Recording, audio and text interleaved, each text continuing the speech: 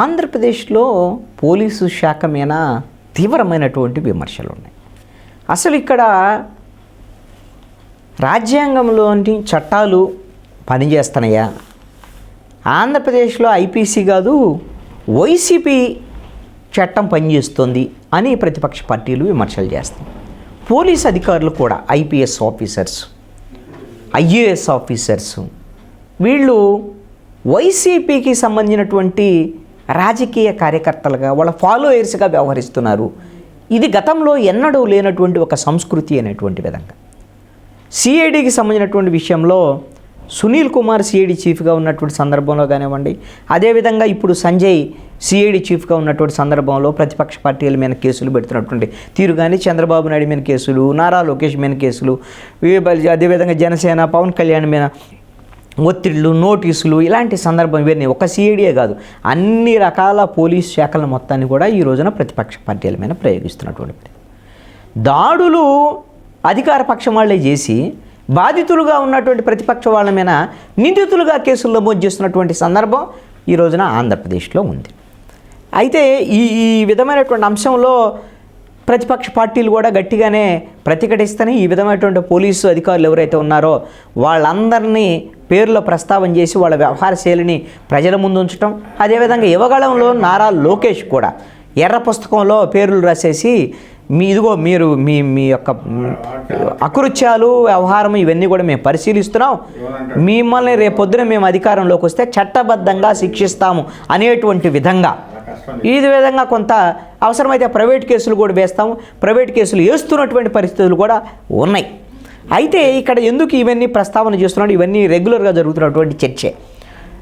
National crime records bureau ఒక అంశాన్ని కీలకంగా ప్రస్తావన చేసినటువంటి అంశం ఏమిటి అని అంటే, ఆంధ్రప్రదేశ్ పోలీసులకు సంబంధించినటువంటి నేరాల విషయంలో ఆంధ్రప్రదేశ్ భారతదేశంలో దక్షిణాదిలోనే అసలు అగ్రస్థానంలో ఉంది, టాప్ 1లో ఉంది పోలీసులు చేసే నేరాలు, పోలీసులు వేధింపులకు సంబంధించి. అదే దేశంలో ఆంధ్రప్రదేశ్ 3వ స్థానంలో. ఇది కొంత ఆందోళన కలిగించేటువంటి అంశంగా ఉంది. ఇప్పుడు మొత్తంగా ఈ 4 సంవత్సరాల్లో మొత్తం 2020 నుంచి 2022 వరకు 3 సంవత్సరాల్లో పోలీసుల మీద నేరాలకు సంబంధించినటువంటి విషయంలో కన్నా మనం పరిగణలోకి తీసుకుంటే ఆంధ్రప్రదేశ్లో పోలీసులు 400 మంది పోలీసులు అరెస్ట్ అయినటువంటి పరిస్థితి ఉంది నేరాలు చేసి. 2020లో 261 మంది పోలీసులు వీళ్ళ మీద కేసులు నమోదైతే 159 మంది పోలీసులు ఆ కేసుల్లో అరెస్ట్ అయ్యారు. 2021లో 185 మంది పోలీసుల మీద నేరారోపణల మీద కేసులు నమోదైతే 103 మంది పోలీసులు అరెస్ట్ అయినటువంటి పరిస్థితి ఉంది. 2022లో 221 మంది పోలీసుల మీద కేసులు నమోదైతే 139 మంది అరెస్ట్ అయినటువంటి పరిస్థితి ఉంది.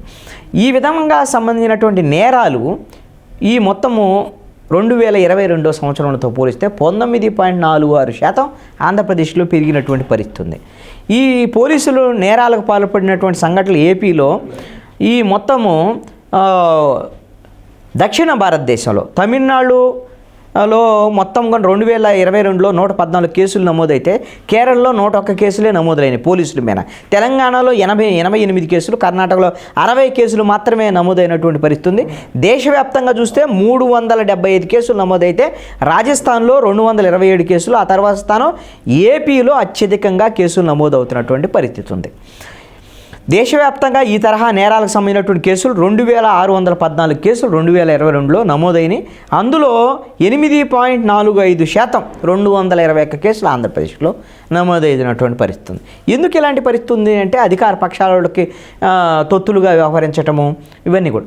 మీరు గమనిస్తే ఒక ఉదాహరణ, పోలీసుల వ్యవహార శైలి బాధితులు నిందితులు అవుతున్నారు అనేటువంటి పోలీసుల మీద కేసులు నమోదు చేయాల్సినటువంటి పరిస్థితులు రావడానికి. వరప్రసాద్ అనేటువంటి యువకుడు వైఎస్ఆర్ కాంగ్రెస్ పార్టీకి సంబంధించినటువంటి ఇసుక కుంభకోణాన్ని ప్రశ్నించినందుకు సోషల్ మీడియాలో వాళ్ళు వైఎస్ఆర్ కాంగ్రెస్ పార్టీ వాళ్ళు చెప్పారని చెప్పేసి గోదావరి జిల్లాకు సంబంధించిన పోలీసులు ఆ వరప్రసాద్ అనేటువంటి దళిత యువకుడు పోలీస్ స్టేషన్కి తీసుకొచ్చి శిరోమండనం చేయించారు. సరే, ఇంతకన్నా దారుణం ఏమన్నా ఉంటుందా? ఇది భారతదేశంలో బహుశా ఈ విధమైన శిరోముండనం ఘటన ఎప్పుడు 2-3 దశాబ్దాల తర్వాత ఈ విధంగా ఆంధ్రప్రదేశ్లో నమోదైనటువంటి పరిస్థితి ఉంది.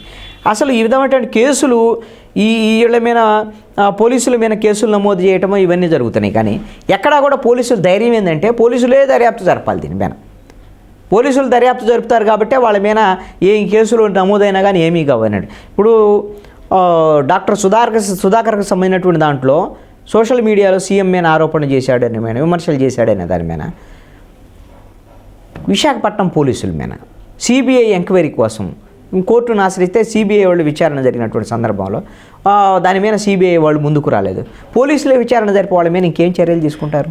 ఒక డాక్టర్నే పెడరక్కలు విరిచి కట్టి ఆటోలో వేసుకు వెళ్ళినటువంటి ఆరోపణలకు సంబంధించినటువంటి వ్యవహారం అన్నమాట. ఈ పోలీసులకు సంబంధించినటువంటి నేరాల విషయంలో మొత్తము గత ఏడాదిలో 220 కేసులు నమోదైతే వాటిలో 98 కేసుల్లో మాత్రమే ఛార్జ్ షీట్లు వేశారు పోలీసు. అంటే 44%. అసలు ఛార్జ్ షీట్లో వేయకపోతే ఇంక వాళ్ళకి శిక్షలు పడేటువంటి పరిస్థితి ఏమిటి?